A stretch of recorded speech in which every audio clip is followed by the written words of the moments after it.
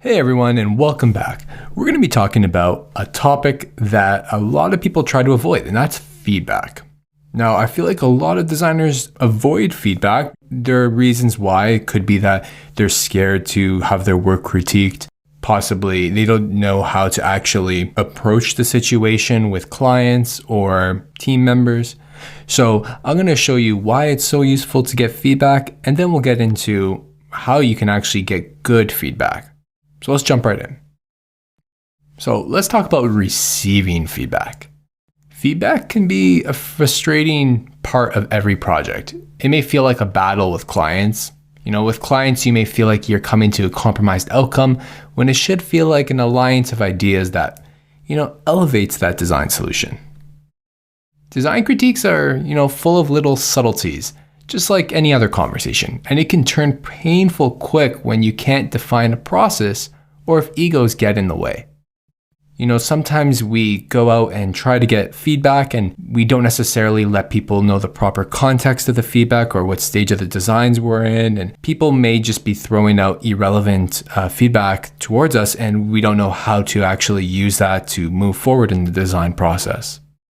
So if it's so hard, why is it so important? Well, that's because you're doing it wrong. And we're going to get into that next, but it really helps you distance yourself from your designs. Sometimes as a designer, you get so connected to your work that may seem kind of dramatic and over the top, but it's true. That may lead you to start making some choices that don't necessarily benefit your users. And it happens. It really does. Feedback is a nice reminder that design is a craft. Feedback can also help you take a step back and see your designs from a different perspective. Sometimes we get a little tunnel vision. It's so easy to get stuck in a silo working at the same designs over and over again. We've all been there. And feedback really fixes that mindset and helps us improve. It also really helps you grow.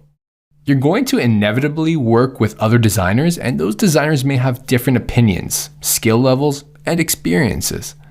Listening to their opinions and feedback opens up your mind to new points of view, and it urges you to try new things that you may not have tried anyways.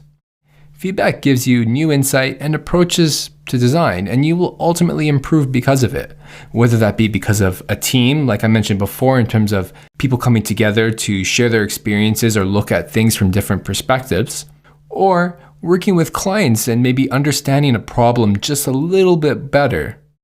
So how do we get good feedback? There are two types of feedback that have a significant impact on your design. The first one is constructive. Now this will help you move the design forward. It can also uncover clues to answering those open questions you may have. It can also identify new blockers for your idea's success and can add momentum towards a direction. Both negative and positive feedback can be constructive. So when I say that, I mean that your designs may not resonate with the user base, or your designs may not actually solve the problem that you should be solving.